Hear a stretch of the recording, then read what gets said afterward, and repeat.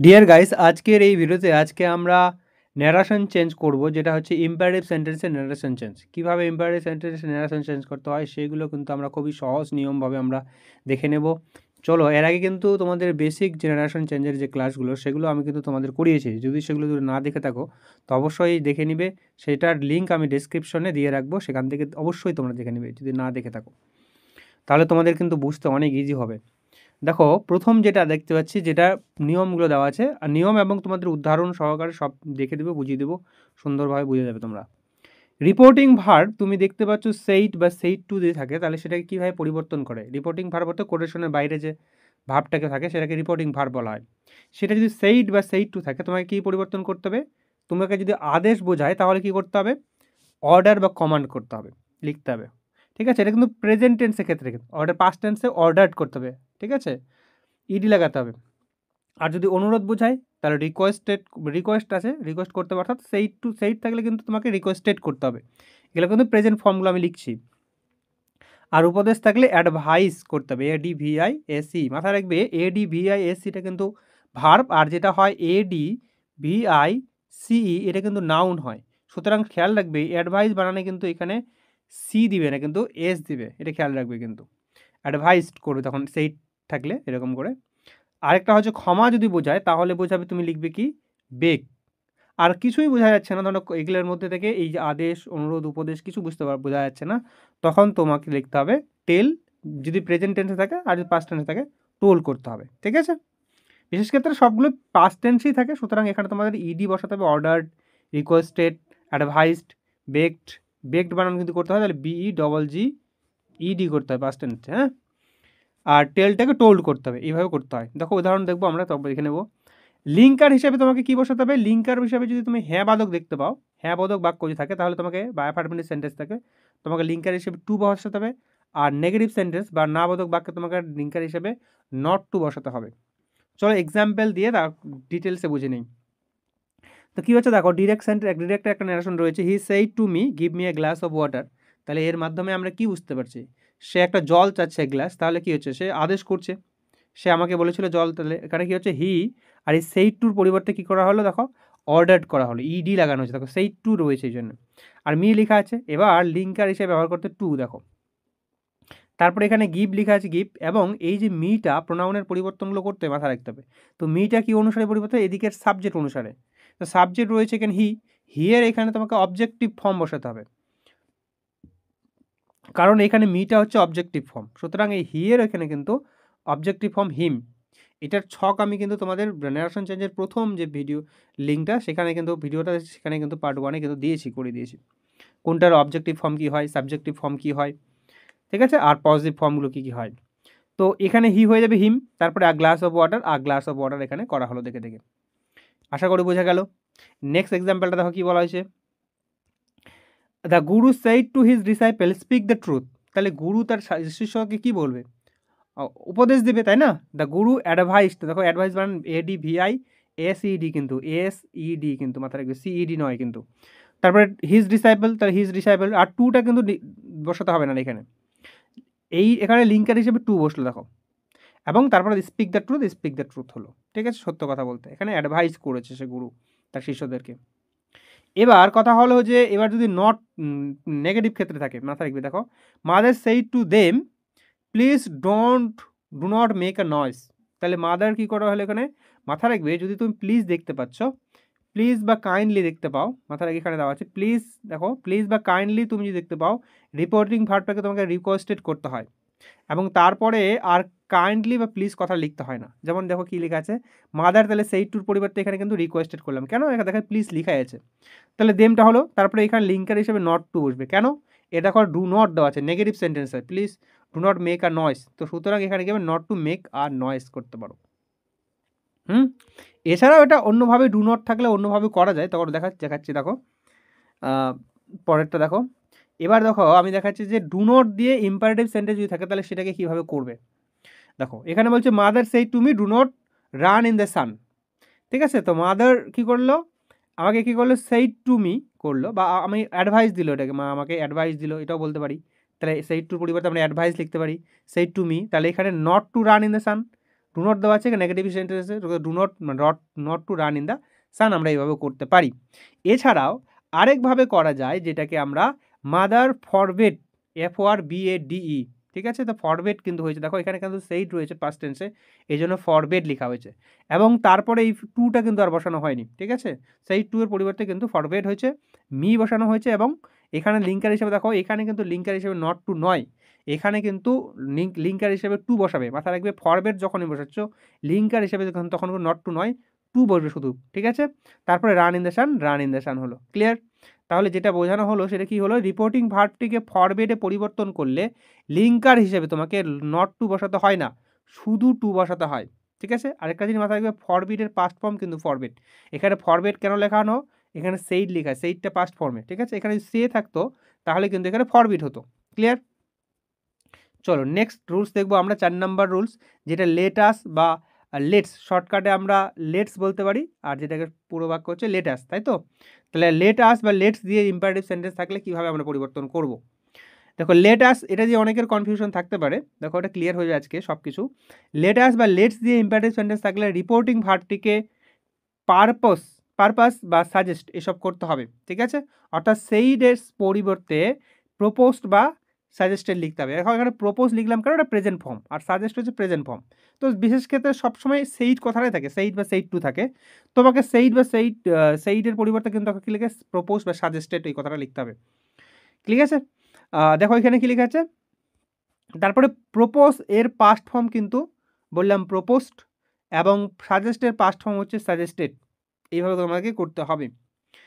এবার এই যে লেটাস দিয়ে কি হয়, তোমাদের একটা কনফিউশন হয়, কোথাও কোথাও উই বসানো হয় আর কোথাও কোথাও দিয়ে বসাতে হয়, এইটা তোমাদের অনেকের কনফিউশন হতে পারে। তো এই কনফিউশন তোমাদের দূর করে নাও, আজকে এই ভিডিও দেখার পরে একদম কনফিউশন দূর হয়ে যাবে। দেখো কোথায় কোথায় আমরা উই বসাবো আর কোথায় কোথায় দে বসাবো। দেখো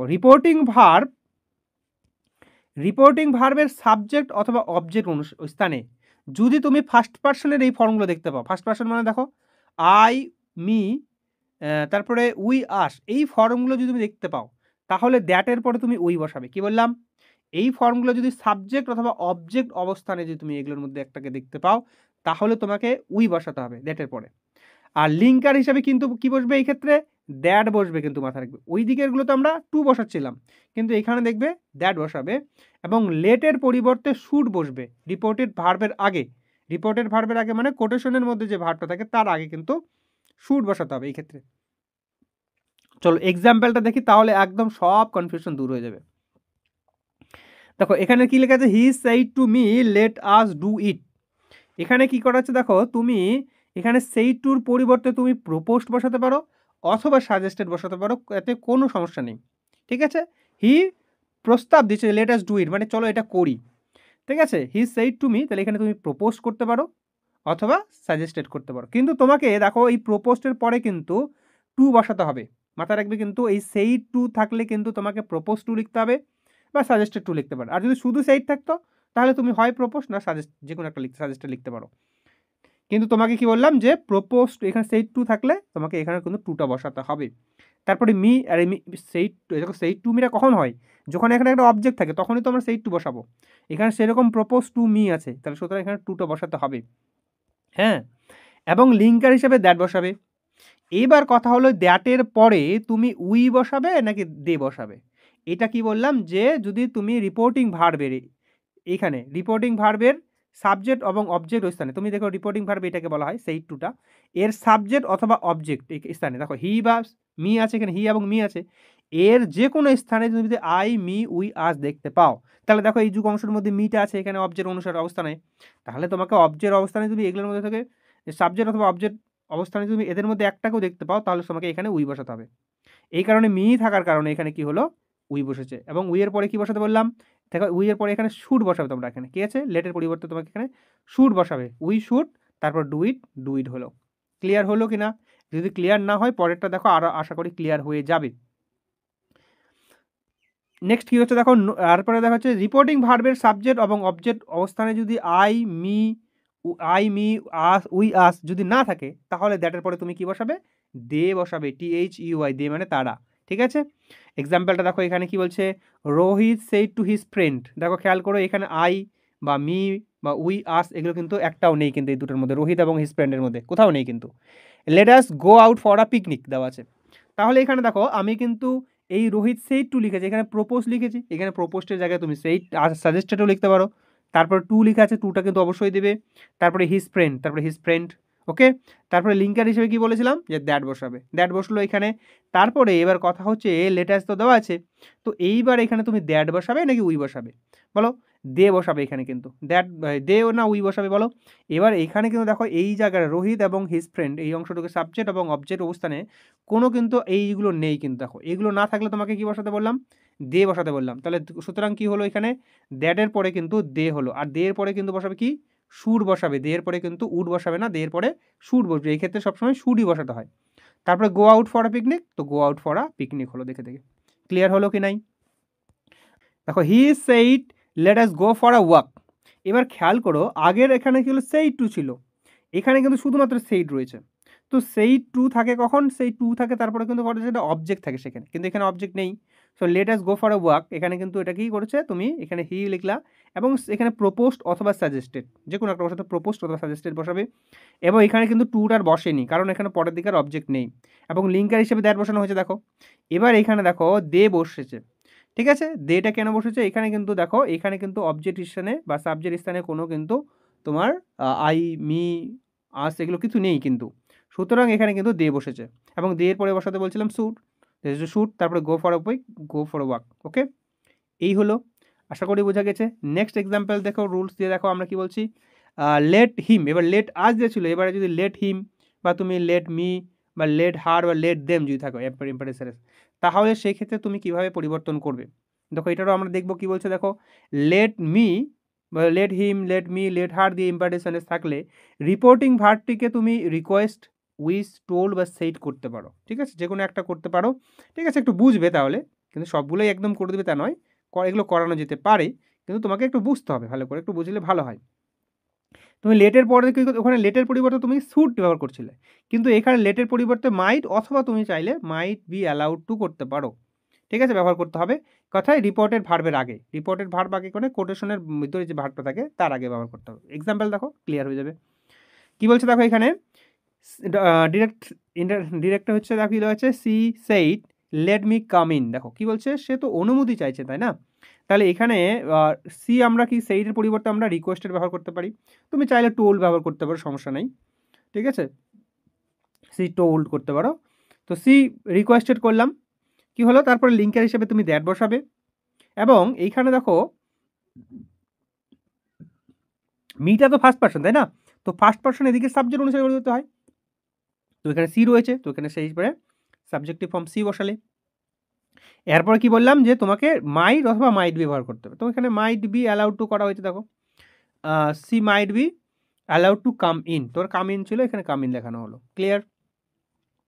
নেক্সট দেখো কি বলছে এখানে, she said to me let him sit beside me, let let him sit beside me.